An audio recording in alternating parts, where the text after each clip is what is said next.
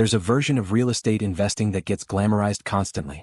You buy a rental property, tenants pay your mortgage, the property appreciates, and you sit back collecting passive income while building equity. It sounds simple. It sounds obvious. And for some people, in some markets with the right circumstances, it genuinely works. Then there's the other version. The version where your tenant stops paying rent in month 4 and the eviction process takes 8 months. The version where the furnace dies in January and costs $6,000. The version where you spend your Saturday driving to the property because the upstairs neighbor flooded the bathroom and your tenant is threatening to sue. The version where you refinanced your own home to make the down payment and you're now one bad quarter away from financial distress. My name is Eddie and I spend way too much time thinking about money, assets, and the gap between what investing in something sounds like and what it actually involves. If you want real estate in your portfolio without the nightmare of being a landlord, there's a vehicle specifically designed for that. It's called a REIT, and most people with any interest in real estate should understand how it works. Hit subscribe and give this a thumbs up if it ends up being useful. If you've ever thought about buying a rental property but felt overwhelmed by the logistics, this is exactly the video for you. Hit the like button. REIT stands for Real Estate Investment Trust. It's a company that owns, operates, or finances income-producing real estate, everything from apartment complexes and office buildings to warehouses, data centers, hospitals, shopping malls, and cell towers. And you can buy shares in these companies on the stock market the same way you'd buy shares of Apple or Amazon. What makes REITs structurally unique is a legal requirement built into how they're classified. To qualify as a REIT, a company must distribute at least 90% of its taxable income to shareholders as dividends every year. This means REITs are, by design, income-generating investments. They can't retain most of their earnings and reinvest them. They have to pay them out. This is why REIT dividend yields tend to be significantly higher than the typical S&P 500 companies, often somewhere between 3 and 6% annually, sometimes more depending on the sector. The historical performance of REITs is genuinely impressive.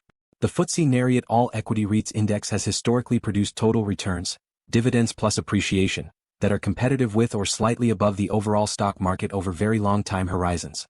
Some research suggests REITs have outperformed the S&P 500 on a total return basis over certain 20-year and 30-year periods, particularly when dividends are reinvested. The data here is debated depending on the time period you choose, but the bottom line is that REITs are not a significantly inferior asset class to broad equities, they're a legitimate wealth-building vehicle. The diversification argument for REITs is also real, though it's become less compelling in recent years. Historically, real estate returns had low correlation with stock market returns. They moved somewhat independently, which meant adding REITs to a stock portfolio would reduce overall volatility without sacrificing much return. In more recent market cycles, however, REITs have shown a higher correlation with equities, particularly during broad market crises when liquidity dries up and investors sell everything simultaneously. The diversification benefit is real but smaller than it used to be. Let me explain what you're actually investing in when you buy REITs. There are several major categories. Equity REITs own physical properties and earn revenue from rents. This is the most common and most straightforward type. Mortgage REITs, called MREITs, don't own physical properties. They provide financing for real estate by buying or originating mortgages and earning the spread between their financing cost and the interest on loans. Mortgage REITs are considerably more complex and interest rate sensitive than equity REITs and behave more like bond investments than property investments.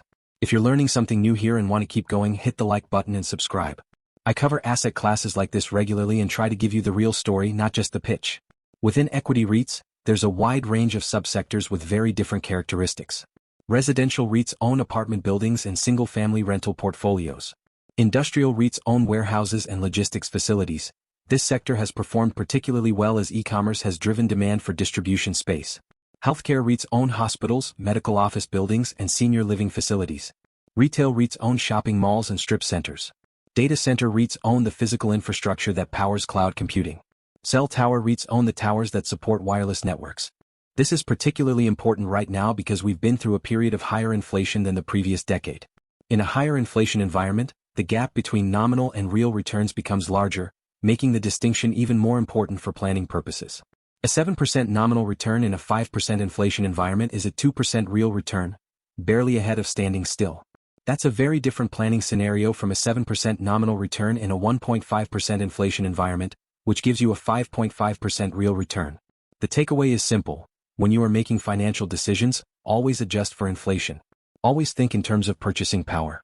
When you look at your portfolio return, subtract your estimate for inflation, and you'll have a better sense of whether you're actually getting ahead or just running in place.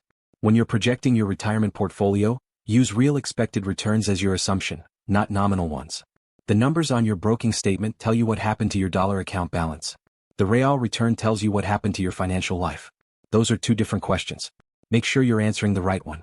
If this changed how you look at your investment returns, share it with someone who's been trusting the headline numbers, subscribe if you're not already, and hit that like button on the way out.